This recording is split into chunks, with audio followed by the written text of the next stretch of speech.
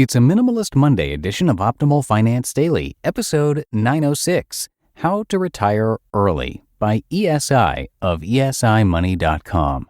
And I'm Dan, I'm your host, and welcome to a brand new week here at Optimal Finance Daily, where I read to you from some of the best personal finance blogs on the planet.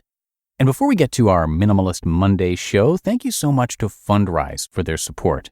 Fundrise enables you to instantly access high-quality, high-potential private market real estate projects, from high-rises in D.C. to multifamily apartments in L.A., and each real estate project is carefully vetted and actively managed by Fundrise's team of real estate pros. Fundrise is the future of real estate investing. Visit fundrise.com/OFD, that's fundrise.com/OFD, to have your first 3 months of fees waived. For now, let's get right to our post as we start optimizing your life. How to Retire Early by ESI of esimoney.com. When I tell people that I've retired early, I get a variety of reactions. But once the surprise, which is always part of the reaction in some measure, wears off, the questions begin. And the most common one is something like this: how did you do it? How can a person retire early? That's what I plan to cover in today's post. Live like no one else. Before I get into specifics, let me say that this quote from Dave Ramsey sums up perfectly how to retire early. Quote, "If you will live like no one else, later you can live like no one else." End quote. I'm going to give you specifics, of course, but the heart of retiring early is that for some time you will have to live like no one else. You will need to do the things that others won't or can't. They will be difficult, challenging, and against the grain of our consumerist society. But if you do them, then you'll be able to live like no one else, which in this case is to retire early with financial security. Money moves that made early retirement happen. There were several things I did to get to the point of early retirement. Some were small and contributed a bit here and there. I won't be covering those today. Instead, I'll focus on the big moves that allowed me to make significant progress. They are: 1. Earn a good income. It begins with earning a decent amount of money. Retiring early can be done at all income levels, but the more you earn, the more you can sock away, and the more you'll have to fund the retirement you want. And of course, you'll be able to retire faster if you do these things.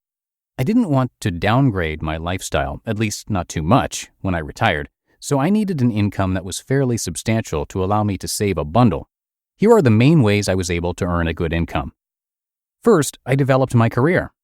This was by far the lion's share of the income that I made through the years, and the reason I write so much about making the most of your career. I know that it works, and if you take a few simple steps, you can significantly increase your lifetime income, probably by $1 million or more. And second, I developed side businesses. In the 90s, I had a freelance writing business, and later on I had a blog, though I donated the profits from it for years. I also worked as a soccer referee, mostly because my son did, but it did earn me a few $1,000s each year. Each of these generated extra income that at first allowed me to pay off my mortgage and then supercharge my saving. 2. Control spending. Controlling spending is why retiring can be done at almost any income. If you make $40,000 and spend $20,000, you're making good progress toward early retirement. The same holds true for making $100K and spending $60K, or making $200K and spending $110K. If you can control your spending and create a gap between what you earn and what you spend, then you can begin to sock away money for early retirement. The bigger the gap, the more you can save and the faster you can retire. I am thankful that 1. I am frugal, and 2. My wife is more frugal than I am. As such, we were able to live on a fraction of what I made, and we were not miserly by any stretch of the imagination. We have lived in 4-bedroom, 5 now, 3-bathroom, 4 now, 3,000 plus square foot homes in good neighborhoods all our married life. Not the best or fanciest neighborhoods where, quote unquote, all the rich people live, but we wouldn't really want to live in those places anyway.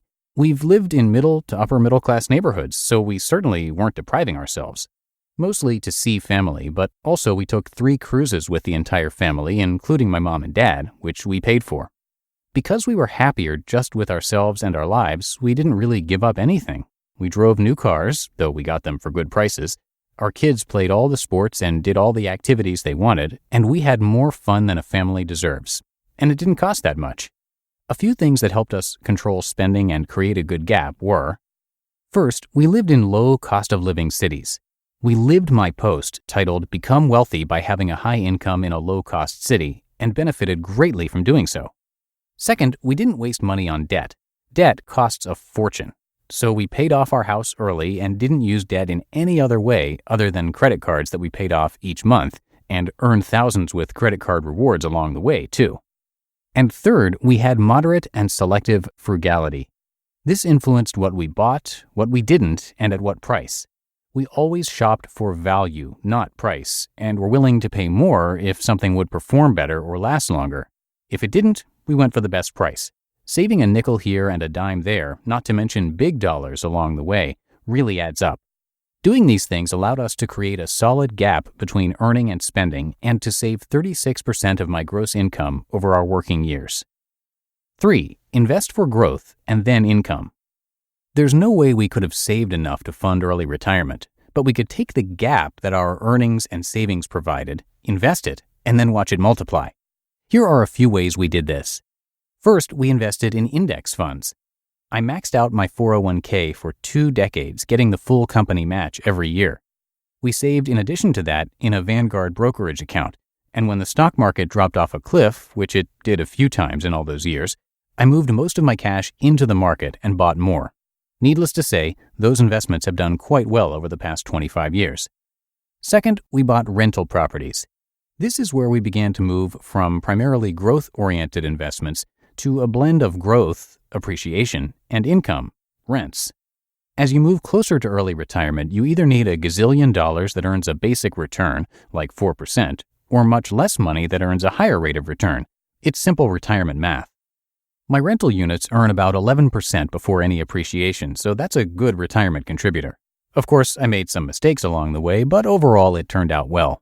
And since I didn't retire for several years after I got the property, the income generated initially went back into index funds. And third, we moved into P2P investing. I did this as I looked to diversify my income sources for retirement. It also helped that we moved from a state that didn't allow P2P investing to one that did. 3 basics for early retirement. For those of you following along, you've probably already figured this out, but all of the things I just mentioned come down to focusing on the following: earning, saving, and investing. ESI, and hence the name of this site. If you do these 3 things, earn, save, and invest, and do them correctly and over time, you will be able to retire early as well. By the way, there are many ways, not just one, to work the ESI scale and reach financial independence. You just listened to the post titled "How to Retire Early" by ESI of esimoney.com. Rental properties were mentioned in this post, and one way that you can invest in real estate without having to deal with all the issues of having renters is to use Fundrise. Come by fundrise.com/OFD to have your first 3 months free.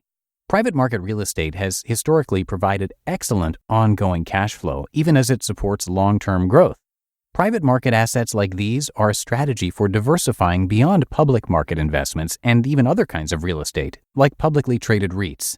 And Fundrise is the future of real estate investing. The platform's innovations power an investor-first model by eliminating the bloated costs and middlemen that have traditionally weighed down real estate investing, saving investors time and money. Unparalleled transparency and real-time reporting let you see how the development of specific properties impact your overall portfolio. Check it out. Visit fundrise.com/OFD. That's fundrise.com/OFD to have your first 3 months of fees waived. And that should do it for today. Thank you so much for listening and have a great start to your week. I will see you right back here tomorrow for the Tuesday show, where your optimal life awaits.